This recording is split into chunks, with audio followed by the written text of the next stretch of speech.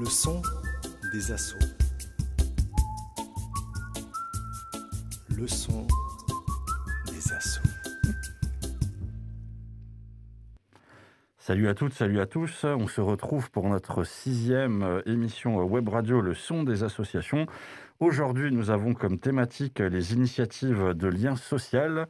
Je suis aujourd'hui entouré de plusieurs personnes. Il y a déjà Roxane, qui est l'animatrice réseau de la Maison des Associations, mais nous accueillons aussi aujourd'hui pour l'association Animons-nous Marine, qui est la présidente de cette association. Et pour Sauver le Monde, nous avons Hélène, qui n'est pas présidente, mais cofondatrice.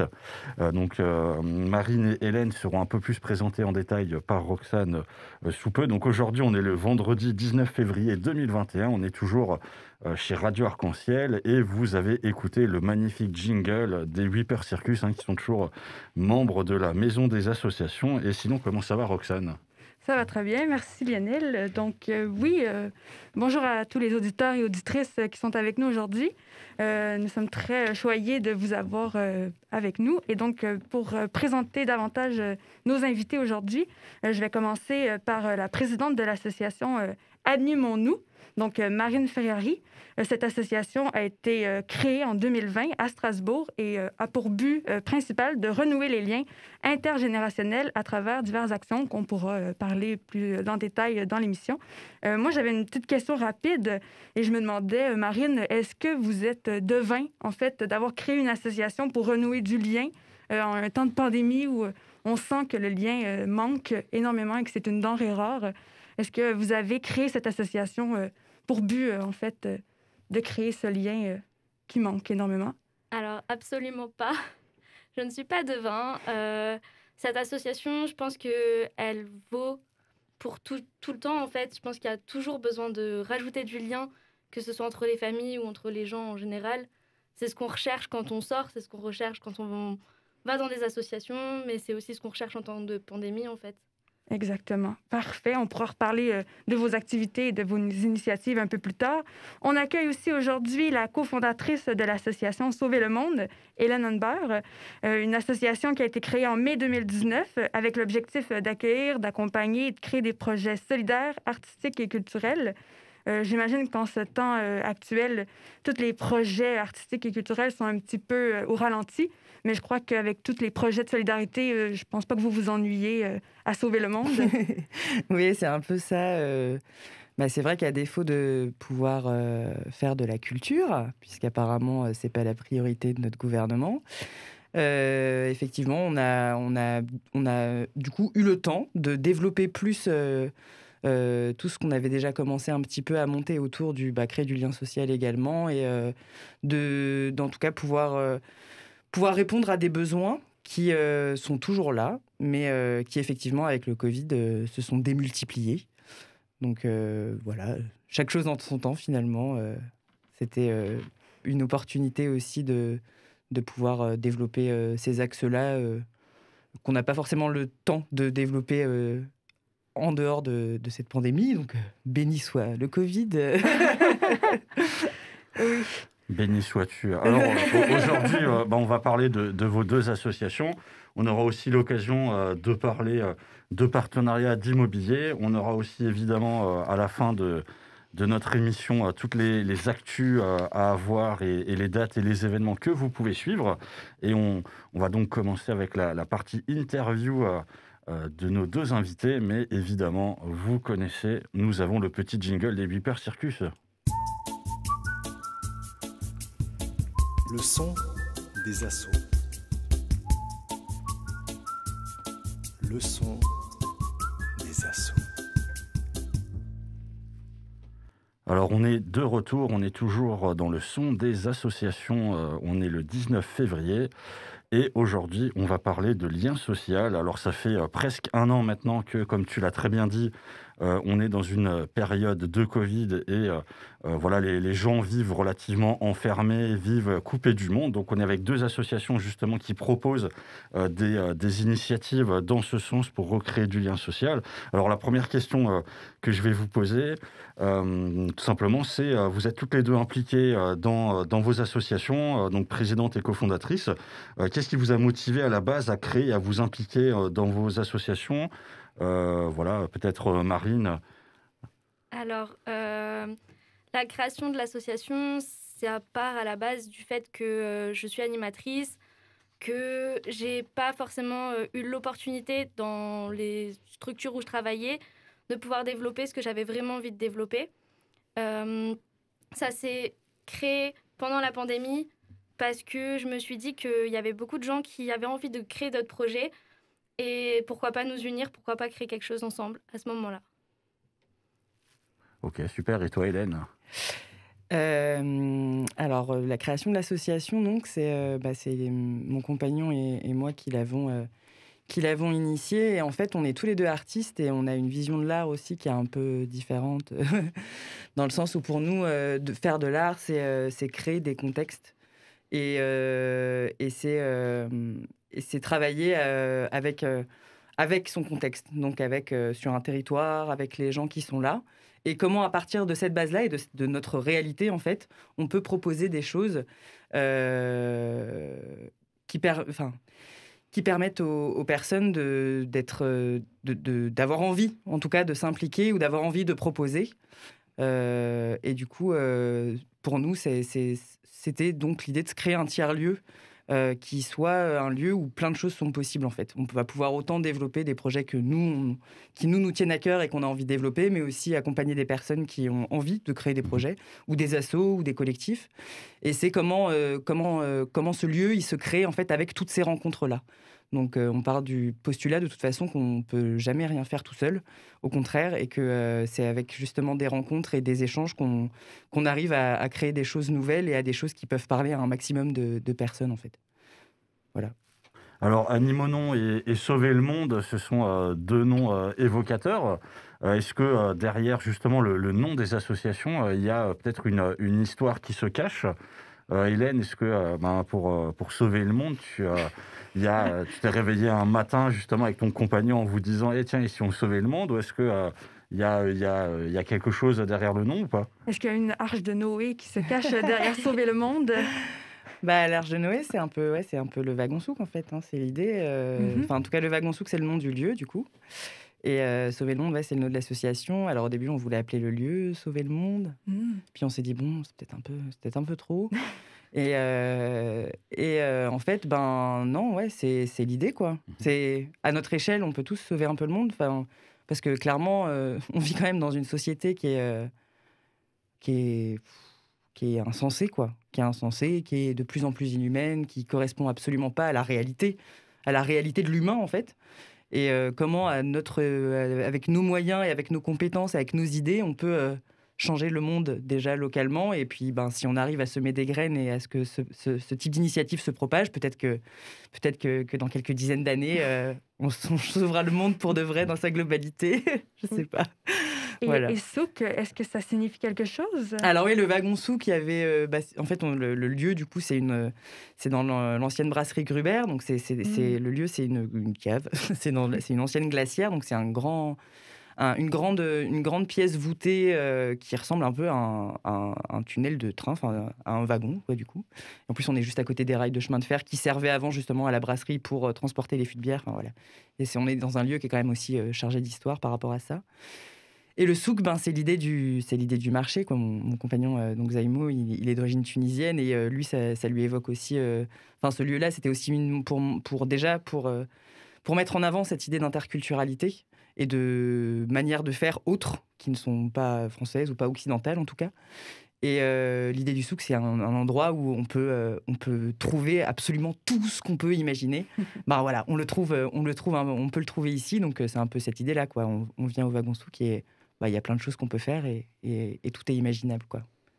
Et toi, Marine, Animons-nous? Alors, Animons-nous, à la base, c'est un groupe Facebook que j'ai créé pour les animateurs et les professionnels, pour qu'il y ait un échange d'idées, même avec des parents, des grands-parents, etc. Et quand j'ai proposé l'idée de créer une association, je me suis dit, autant rester dans la même dynamique. Ça me correspond. Ça correspond, je pense, au fait qu'on est pratiquement tous dans une routine de vie. Et du coup, s'animer, c'est créer quelque chose, c'est avoir des passions, avoir des envies. Et c'est vraiment ce qu'on essaye de créer avec notre association, avec les familles qu'on peut toucher, les personnes qu'on peut toucher. C'est vraiment cette notion d'avoir envie de nouveau, de découvrir des choses et de partager des choses. Et tu as apporté aujourd'hui une image du logo de Animons-nous. Oui. Donc, est-ce que tu peux nous décrire un peu cette image? Elle est orange, jaune, un petit dégradé. Est-ce que c'est pour un lever ou un coucher de soleil ou... Alors, pas forcément. On va dire que les couleurs, on voulait plusieurs couleurs pour ne pas avoir un fond blanc, un fond noir qui pourrait déterminer la peau, en fait, dans le sens où on accueille vraiment tout le monde et qu'on voulait, dès le départ, lutter contre ces discriminations-là qui peuvent être faites. Ensuite, les mains, c'est vraiment ce contact qu'on va créer entre les gens. Que là, ce qui est représenté, c'est vraiment le côté famille avec une main d'enfant, une main d'adulte. Mais on touche, on touche vraiment tout le monde avec ça. Et voilà, c'était vraiment pour représenter cette dimension-là. Et ce logo a été créé vraiment par tous les membres de l'association. On a tous participé dessus, à notre échelle, forcément. Mais c'est quelque chose qui nous ressemble et qui nous assemble aussi en tant qu'équipe, en fait. Super. Fantastique. Et en fait, vos deux belles associations, vous avez des activités. Malgré la pandémie, vous maintenez certaines activités. Animons-nous, justement, ça s'est créé pendant la pandémie. C'est pour créer et renouer du lien. Donc, c'est vrai que pour l'instant, avec tout ce qui se passe, c'est difficile de renouer en présentiel. Toutefois, il y a une initiative que vous avez menée qui tourne énormément en ce moment sur les réseaux et dont je participe. Et je pourrais témoigner un peu de cette participation. C'est Écrivons-nous. Oui. Donc, de quoi il s'agit, en fait? Alors, Écrivons-nous, c'est un système de correspondance plus ou moins sécurisé entre soit des enfants, soit des adolescents, soit des adultes. Ce qui permet de lutter contre l'isolement social, même pour des personnes qui ne sont pas forcément en isolement social d'un point de vue extérieur. Et ça permet aussi de redonner du lien d'une certaine manière, parce qu'on ne discute pas forcément avec des gens qu'on connaît. Donc on peut se livrer d'une manière différente. Et en fait, nous, on accompagne ces personnes-là qui vont remplir un formulaire qui va nous permettre de nous pouvoir les liées avec des personnes avec qui elles pourraient potentiellement s'entendre, tout en ayant cette notion de sécurité où s'il se passe quoi que ce soit, on est là derrière et on est en soutien en fait. Et c'est pas juste on va rencontrer quelqu'un et on ne sait pas qui est derrière l'écran, on ne sait pas tout ça. Donc on apporte cette dimension de sécurité-là. Oui, et donc moi, parce que j'y ai participé justement pour voir comment ça fonctionnait, et on peut même sélectionner si on veut parler à un homme, une femme, ou si ça peu importe, l'âge et tout. Et donc après, vous nous transférez leur courriel et on s'écrit vraiment par courriel. C'est ça. Alors en fait, il y a 3 possibilités. Soit on passe par nos réseaux sociaux, soit on passe par nos mails, soit on passe par adresse postale. Donc encore une fois, tout est fait pour que ce soit sécurisé et qu'on n'ait pas quelqu'un qui débarque chez nous du jour au lendemain. C'est vrai que dans les réponses qu'on a eues au niveau des personnes majeures, ça va être beaucoup plus du courriel ou du réseau social. Mais les enfants, par exemple, vont beaucoup plus participer au niveau des adresses postales, puisque c'est plus concret pour eux et plus sympa de recevoir du courrier dans sa boîte postale quand on a un enfant. Oui. Et il y a beaucoup de participation, en fait? On est à une trentaine presque de participation pour les personnes majeures et on est à une vingtaine de participations pour les enfants, enfants, ados. Et là, on va essayer de toucher bientôt les EHPAD, les maisons de retraite, pour pouvoir faire un échange en fait directement. Ah, c'est super. Oui, je pense que ça va bien fonctionner avec les EHPAD, justement. Donc, parfait. Alors, on peut enchaîner sur justement Sauver le monde, puisque tu avais parlé du wagon souk juste avant. Et je sais que vous avez mis en place l'initiative du magasin gratuit. Donc, est-ce que tu peux nous parler de cette initiative? Oui, bien sûr.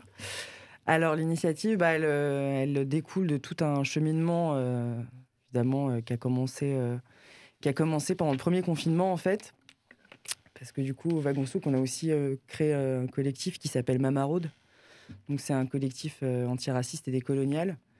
Et avec ce collectif-là, on avait accompagné la création du collectif des sans-papiers d'Alsace. Et pendant le premier confinement, le collectif des sans-papiers d'Alsace avait commencé des maraudes, justement, pour les sans-papiers, en fait, qui étaient, du coup, un peu, complètement même oubliés de toutes les aides, notamment alimentaires, parce que les maraudes, par exemple, passent principalement en centre-ville ou dans les hôtels. Et faut savoir que les sans-papiers, surtout pendant une période de confinement, le contrôle d'identité, c'est très problématique, donc très peu sortaient, en fait. Donc, on avait commencé à mettre ça en place. Et puis on s'est rendu compte aussi que c'était beaucoup de temps, quand même, de préparer des repas, de les distribuer, et qu'il y avait certainement un moyen de faire autrement. Parce que des maraudes, ça existe déjà, en fait, et comment est-ce qu'on pouvait amener les gens, en fait, à s'autonomiser, tout en venant bénéficier d'une aide alimentaire, mais sans que ce soit une aide, que ça devienne de l'assistanat, en fait, et que ces personnes, elles soient mises un petit peu... qu'elles soient... Comment dire qu'elles perdent un peu leur dignité, comme ça, à devoir venir à une banque alimentaire ou ce genre de choses. Et on a commencé un partenariat, du coup, avec Phoenix, donc une entreprise qui fait des liens entre les associations et des commerçants ou des supermarchés qui se débarrassent de leurs invendus. Et on a commencé ça donc à Noël, pendant les vacances scolaires, parce qu'il y avait du coup des magasins qui se débarrassaient. Avec les jours fériés, il y avait beaucoup de dates courtes et donc beaucoup de quantité de nourriture qui allait être jetée. Oui. Donc nous, on a tout récupéré. Et puis voilà, on est un peu la seule asso qui est restée en action pendant la période des fêtes, en fait. Donc c'était aussi nécessaire, parce que du coup, il n'y avait plus grand-chose qui se passait pour les personnes qui étaient en galère, quoi. Et donc l'idée, c'était de faire déjà un test, voir si ça fonctionnait, si les gens s'y retrouvaient, si on arrivait à s'organiser. Et clairement, c'est un besoin. On couvre pas du tout la demande. Donc on a dit, on pérennise. Il faut absolument qu'on puisse pérenniser ce projet-là. Et donc on a essayé aussi de faire en sorte de le médiatiser beaucoup pour justement faire des appels aux dons. Et c'est vrai que ça marche plutôt pas trop mal. Il y a pas mal de commerçants qui nous contactent, même des particuliers en fait qui se cotisent à plusieurs dans un quartier, dans un immeuble, qui font des courses, qui nous les ramènent, pas mal d'associations qui viennent nous déposer des choses aussi, des associations qui font déjà de la récupération, qui ont par exemple pas de lieu de stockage, donc elles vont récupérer, elles distribuent, et puis après ce qui reste et qu'elles n'ont pas pu le distribuer, elles viennent le déposer chez nous. Et ça crée comme ça un espèce de circuit qui fonctionne vraiment pas mal. Et du coup après, nous voilà, on dispose ça du coup au wagon souk, on a installé comme un rayon quoi, avec des frigos aussi pour les produits frais. Et les gens viennent simplement avec leur caddie ou leur sac et ils se servent comme s'ils faisaient leurs courses, en fait, tout simplement. Et ça permet aux gens de choisir ce qu'ils mangent. Ça leur permet aussi de découvrir le lieu, de passer un bon moment, de venir discuter 5 minutes. Et ça crée, en tout cas, depuis que c'est ouvert, ça a créé pas mal de rencontres et ça a créé pas mal aussi de nouvelles dynamiques, en fait, dans le lieu. Et du coup, c'est hyper cool, quoi. C'est hyper cool parce que les gens viennent plus seulement parce qu'ils ont besoin de manger, mais ils viennent aussi parce qu'ils savent que c'est un lieu où ils seront à l'aise, en fait, où ils seront accueillis, où ils vont pouvoir discuter, où ils vont pouvoir se projeter dans autre chose, en fait.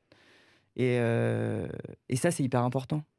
Oui, et justement, on est allé au wagon souk, puis on a pris le témoignage de personnes qui étaient présentes. C'est sûr que je suis allée pendant un événement, donc c'était, je crois, à la foire aux plantes. Ouais, et donc, il y a beaucoup de gens qui venaient pour découvrir les plantes. Mais je ne sais pas si vous avez envie d'écouter un petit peu. J'ai fait un petit montage. Moi, j'ai envie d'écouter. Hein. Oui. J'espère que toi aussi, Hélène. Ah oui, à fond. En plus, je sais qui a été interviewé et c'est des personnes super. Donc Je voudrais toutefois dire avant, seulement à tous ceux qui nous écoutent, parce qu'il y a eu beaucoup de témoignages. J'ai eu beaucoup de minutes et peut-être même d'heures d'écoute. Et donc, sachez que j'ai, dépensé 2 batteries qui étaient neuves juste cet après-midi-là. Donc, j'ai pas pu maintenir et garder tous les témoignages. Et en fait, vous allez voir, c'est assez dynamique parce qu'il y a du bruit, il y a des gens. Donc, je vous invite à écouter et j'espère que ceux qui ne s'entendront pas n'en tiendront pas rancune. Sachez que je pense pas. Tous les témoignages étaient très intéressants. Moi, j'ai découvert le wagon souk quand je suis arrivée à Strasbourg en 2019. J'ai beaucoup aimé, c'est qu'il y a plein de monde qui passait, on a discuté, je me suis vraiment sentie bien. Moi, je suis venu pour les plantes et après, j'ai découvert cette association. Et voilà, si on peut aider, on le fera avec grand plaisir. Voilà. La première première fois que je viens et c'est hyper cool, c'est très joli et on se sent un peu une petite communauté, donc en ce moment ça fait plaisir. Et j'ai envie de goûter les beignets aussi, on verra ça après. Je suis venu ici parce que moi j'aime bien les plantes et donc je voulais jeter un œil, de 1, et de 2 c'était pour faire un lien social, tu vois, pour pas être seul dans son coin, et du coup là c'est le cas vu que j'ai retrouvé une vieille connaissance et j'ai un peu papoté quoi. Belle surprise, ça fait vraiment plaisir de pouvoir trouver des gens cool en plus qu'on n'avait pas vu depuis un moment et recréer des liens aussi entre nous et partager avec des gens qui viennent sûrement d'autres milieux et ça fait plaisir de voir que tout le monde est uni et solidaire dans un lieu comme ça. Je vais au centre-ville des fois et en revenant je me dis tiens je vais peut-être faire un tour ici quoi, au wagon souk. La raison principale c'est sortir, créer du lien social. Je suis venue 2-3 fois, donc le lieu m'a plu. Donc du coup maintenant je viens vraiment pour aider le wagon souk, pour l'installation, pour le déchargement, pour le rangement. Et c'est un lieu vraiment convivial. Moi en tout cas pour ma part je me sens très très bien ici, donc je le conseille à tout le monde. Aujourd'hui on est venu pour voir les plantes et on a découvert le baby-foot. On aime bien l'ambiance, voilà. J'ai connu tout simplement cette association par bouche à oreille et pourtant je n'étais pas destiné à être dans un domaine associatif. Et Hélène, ainsi que son compagnon, nous a reçus avec une telle gentillesse que ça a changé complètement quelque chose de fabuleux chez moi. Voilà. Ah, donc, je vois le grand sourire derrière le masque. Je pense que ça te surprend pas tout ce que tu as entendu. Bah, ça me surprend pas, mais ça fait toujours super plaisir, quoi. Enfin, ça veut dire aussi qu'on a réussi à créer ce qu'on voulait créer et que les gens sont vraiment à l'aise et qu'ils se sentent vraiment bien et ça leur apporte aussi quelque chose qu'ils n'arrivent pas à trouver ailleurs dans le monde dans lequel on vit, quoi. Oui. Donc c'est cool. Ça fait super plaisir. Oui. Big up à Michel et Bouchra. Oui. J'entendais beaucoup le mot on se sent très bien ici, c'est convivial, on est une communauté, des gens différents, on est solidaires. On entend beaucoup ces mots-là, ils reviennent et c'est des gens qui se connaissaient. Certains se connaissaient, certains se connaissaient pas. Et on n'a pas pu entendre, mais certains ont fait aussi des déclarations, cherchaient un compagnon, une compagnon, venaient aussi pour un peu plus. Et je me demandais justement, est-ce que parfois des gens cherchent aussi avec le projet Écrivons-nous à trouver l'âme sœur, à trouver... Alors, on a eu des demandes particulières, très particulières. Des demandes qu'on n'a pas pu honorer du coup, parce que c'était tellement particulier que ça en devenait un peu flippant. Après, on a, oui, des hommes qui recherchent à parler seulement avec des femmes. Donc, on se doute bien que derrière, il y a quand même une certaine demande et une certaine recherche.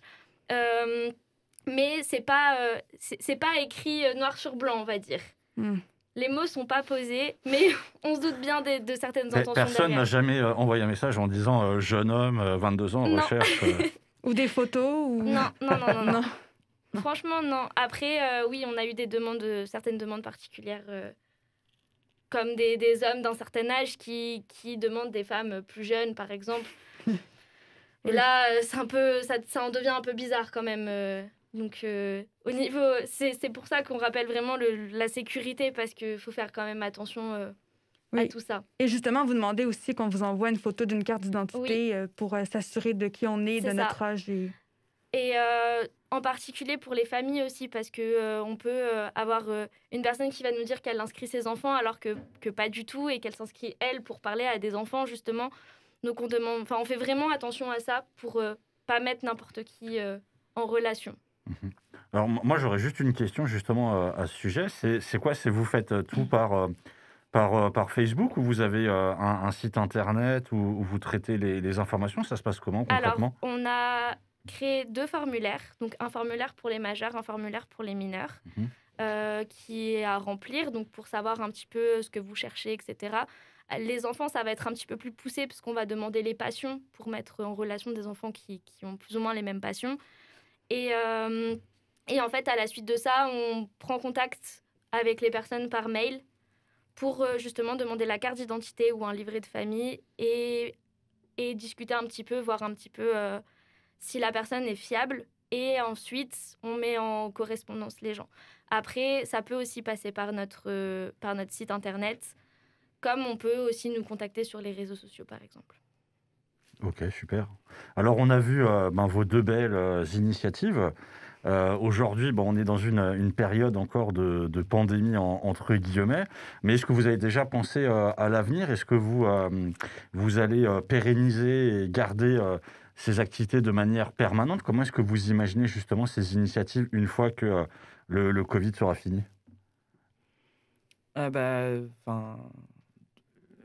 Quand le Covid se finira peut-être un jour, mais la précarité, elle se finit jamais en fait. Donc, c'est des initiatives qui sont indispensables de tout temps. Et peut-être que simplement la pandémie a tellement mis en exergue justement la précarité, qu'elle soit la précarité au travail, la précarité sociale, la précarité financière, la précarité affective aussi de beaucoup de gens. Donc ça a forcément, ça a peut-être accéléré, on va dire, la mise en place de certaines initiatives.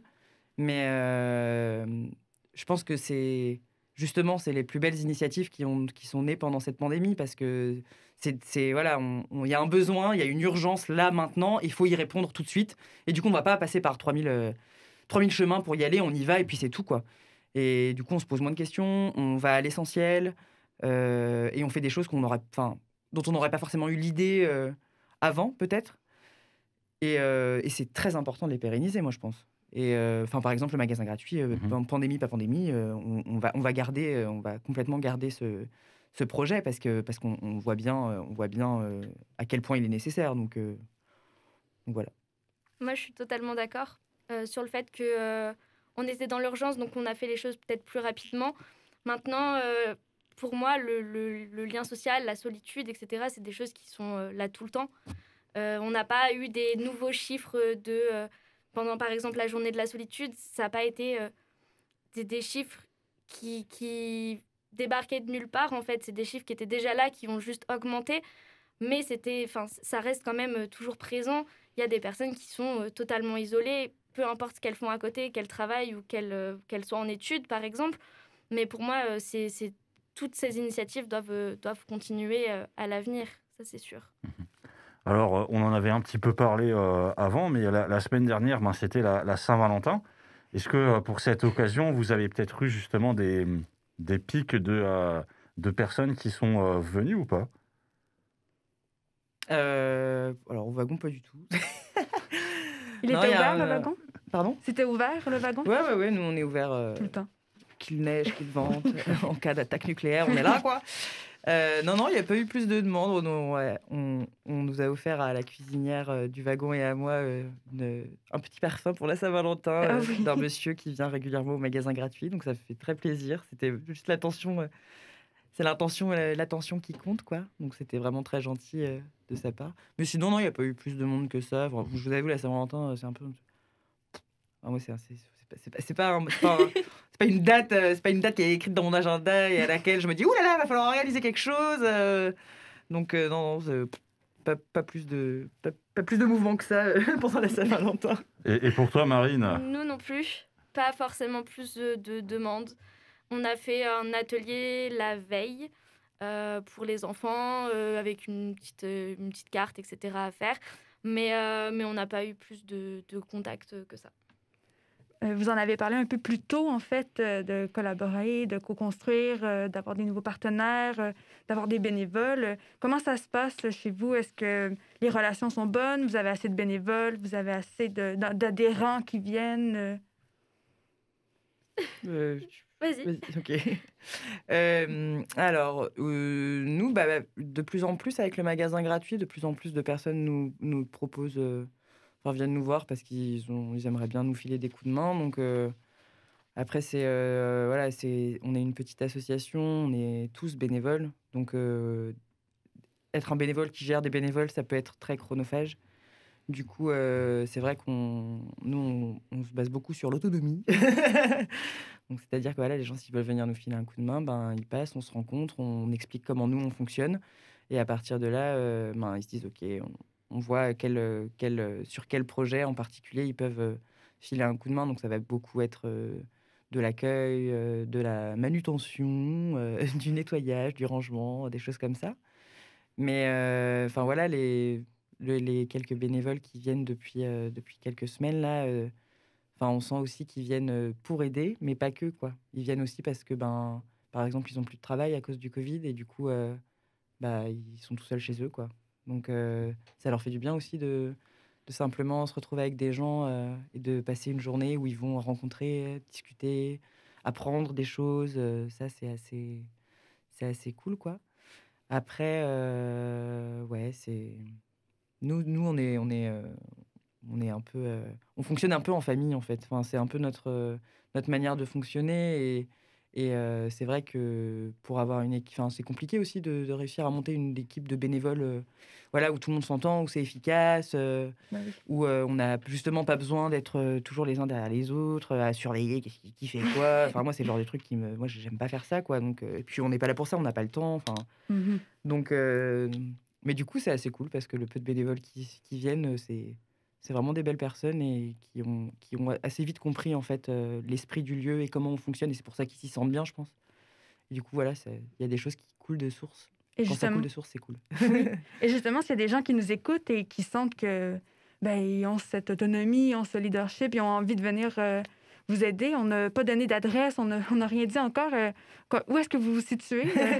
Alors, pas de souci, vous pouvez venir du mardi au dimanche, de 11h à 18h. On est ouvert tous les jours, sauf le lundi, du coup. Et voilà, vous pouvez passer pour discuter, nous rencontrer, faire un baby-foot, boire un café, vous servir dans le magasin gratuit.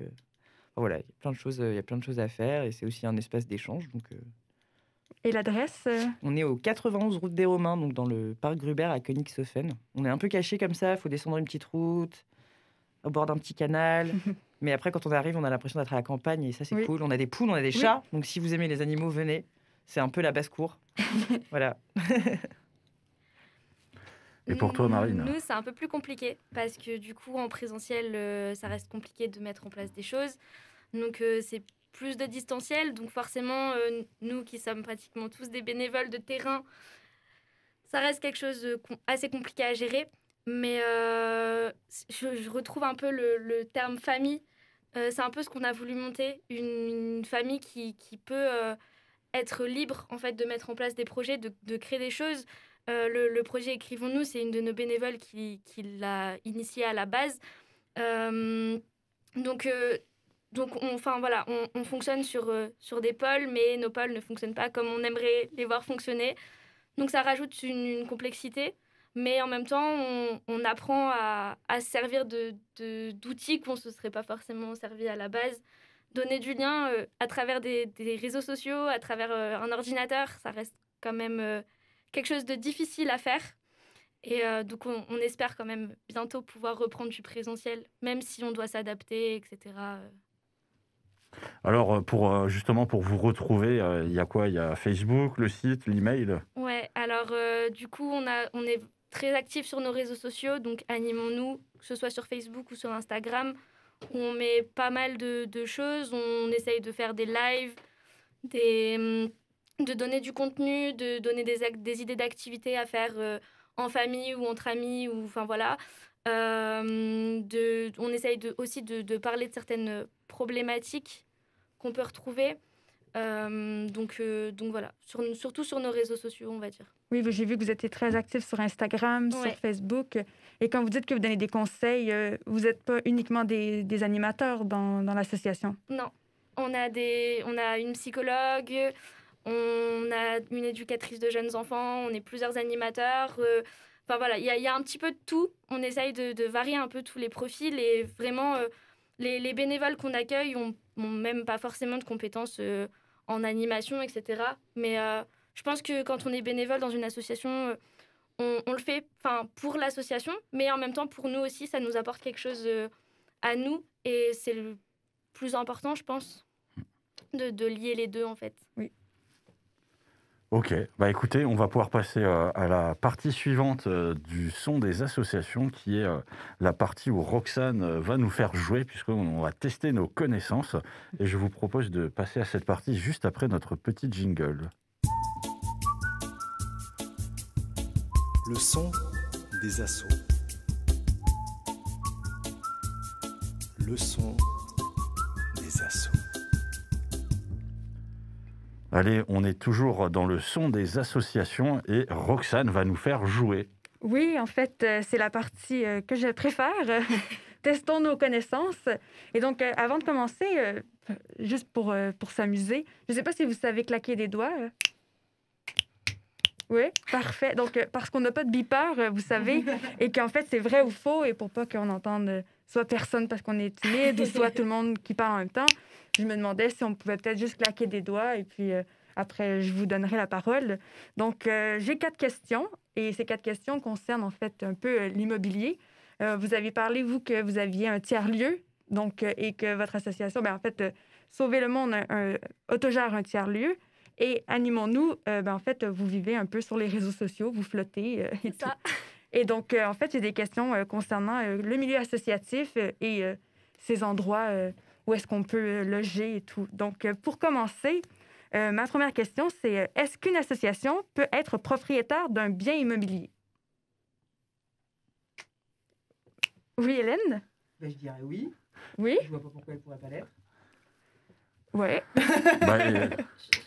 Je sais pas. Moi, plus soit Hélène, pour moi, évidemment qu'une association peut être propriétaire d'un bien immobilier, puisqu'une association étant personne morale, elle peut avoir des biens immobiliers dans son patrimoine.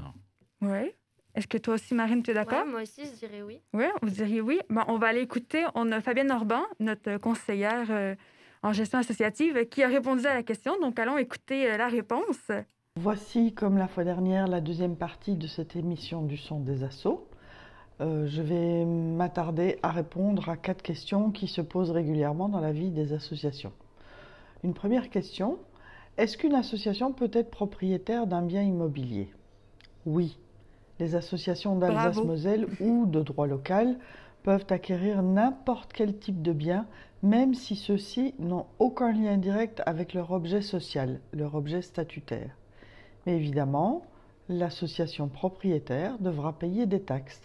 Les droits d'enregistrement, comme pour tout achat immobilier, quand vous êtes privé, vous devez payer les droits d'enregistrement, et la taxe foncière sur les bâtiments qui appartiennent à l'association ou sur les terrains, si elle n'est propriétaire que de terrains, ça sera la taxe foncière sur les propriétés non bâties.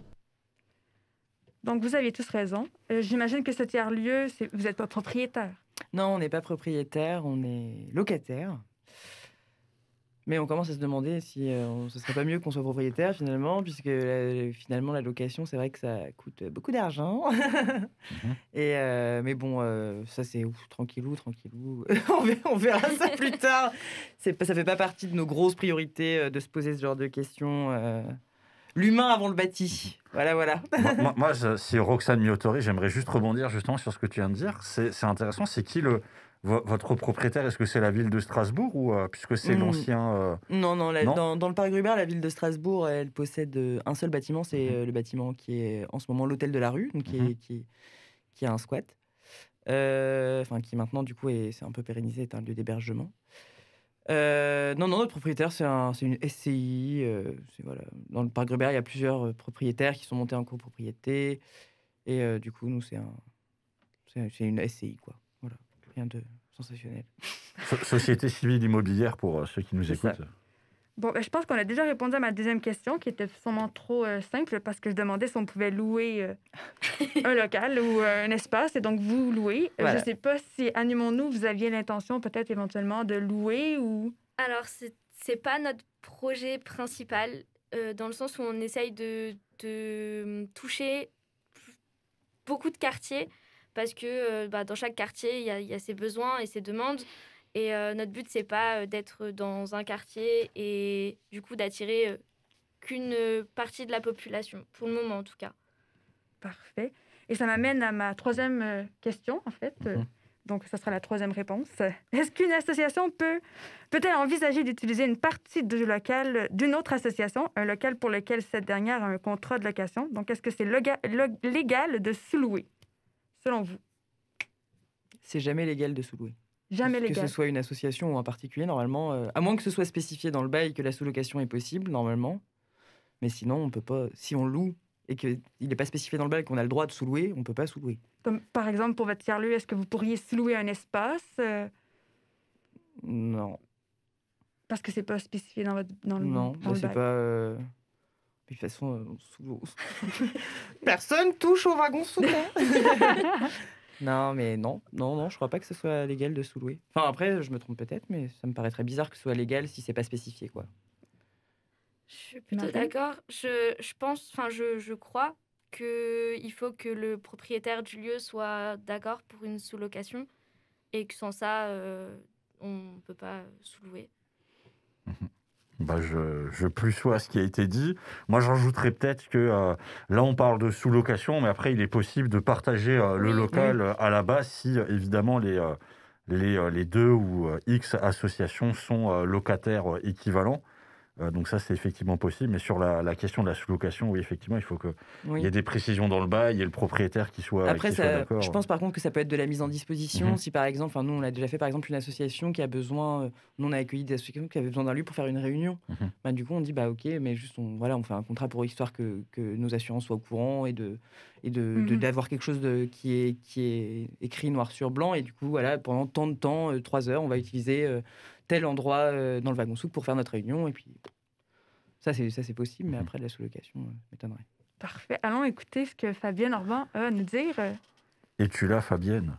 Une autre question concernant un local. Une association peut-elle envisager d'utiliser une partie du local d'une autre association, local pour lequel cette dernière a un contrat de location? Est-ce légal de sous-louer? Oui et non. Une association peut évidemment envisager d'occuper une partie d'un local d'une autre association, pour autant que l'autre association soit d'accord. Mais surtout, pour autant que le contrat de location que cette autre association a signé avec le propriétaire permette justement un deuxième locataire ou permettre justement la sous-location.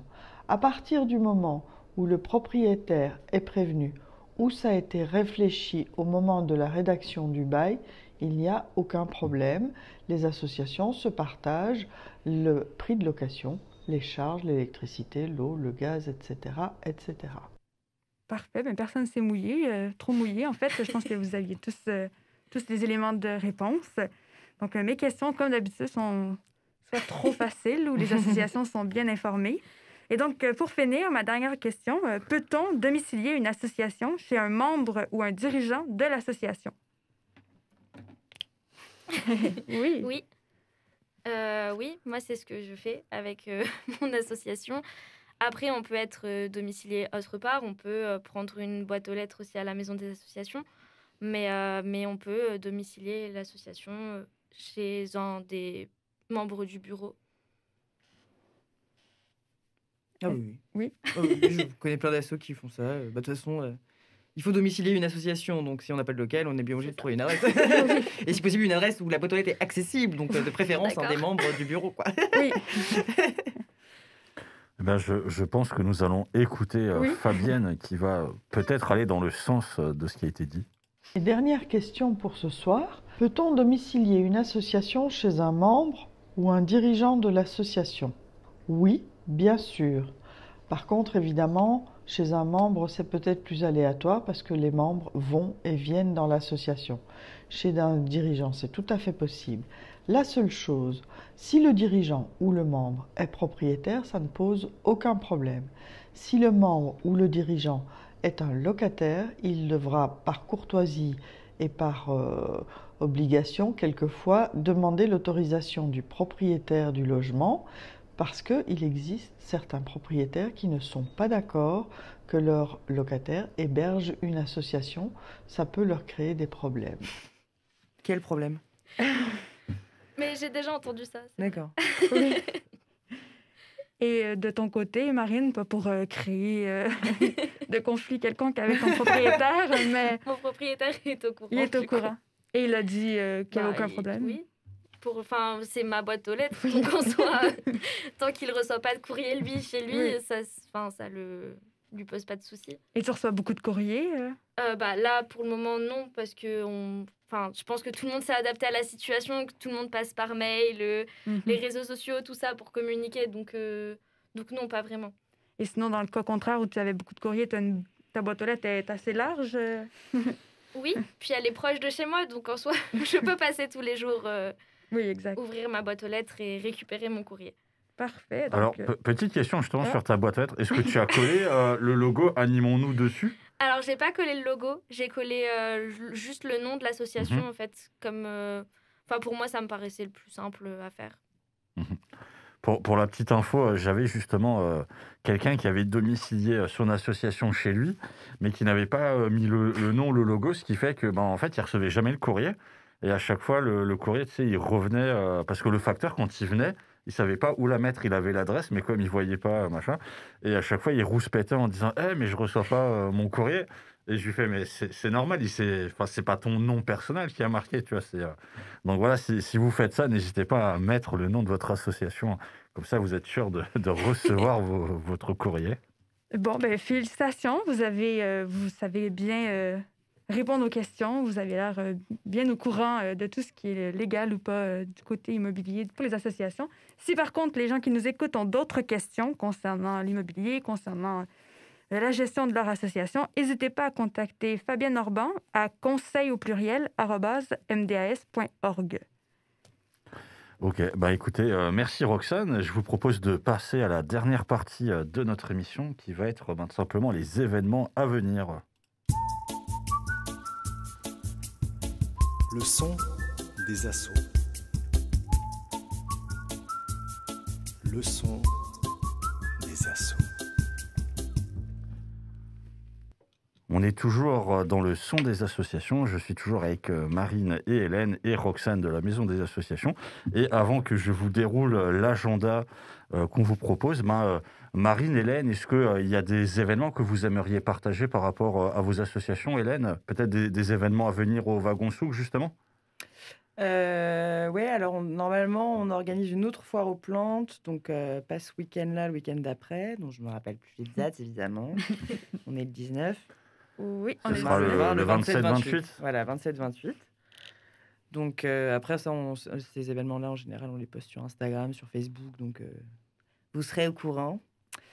Et voilà, après, nous, de toute façon, on est ouvert tous les jours aussi, donc on a notre cantine associative qui fonctionne tous les jours. Bon, évidemment, on ne peut pas manger sur place, mais on peut prendre à emporter. Et si on commence dimanche, là, qui vient, donc le 21, il y a Mehdi Abid, qui est un praticien de shiatsu, qui vient proposer des séances de 15-20 minutes de massage shiatsu sur chaise. Donc voilà, avec des tarifs qui fonctionnent un peu comme la cantine solidaire, donc 3 tarifs différents, et les gens choisissent leurs tarifs en fonction de leurs moyens. Donc voilà, ça sera une fois par mois, et ça commence ce dimanche. Voilà. Est-ce qu'il faut réserver ou on vient? Non, les gens viennent et on mettra une petite fiche avec tous les créneaux. Et les gens pourront venir s'inscrire au fur et à mesure. Comme ça leur permet, s'ils passent dans longtemps, soit de faire un baby-foot, soit d'aller faire un tour et de revenir. Voilà.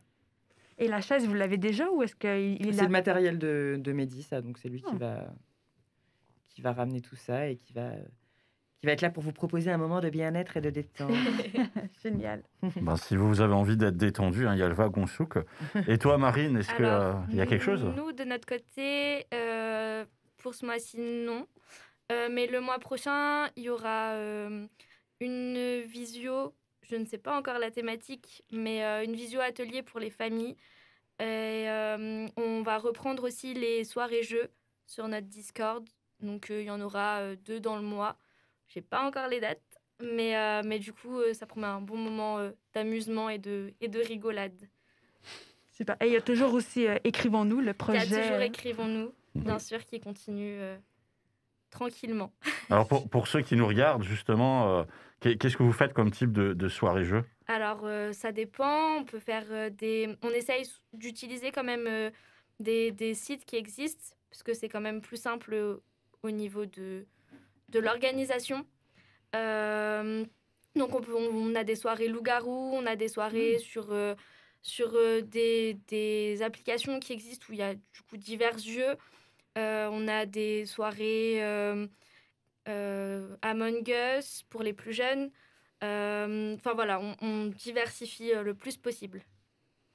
Et ben voilà, donc si jamais vous avez envie de vous amuser, vous avez le Wagon Souk ce week-end et la semaine prochaine, et vous pouvez vous amuser aussi avec Animons-nous. Moi, je remercie toutes les personnes qui nous auront écoutés et qui nous auront vus aussi, puisqu'il y aura la vidéo de notre émission. Je vous rappelle que le mois prochain, en mars, on aura la prochaine mission du Son des associations qui portera sur la thématique de la protection animale. Et si vous avez envie de participer, n'hésitez pas à contacter Roxane à l'adresse projet@mds.org.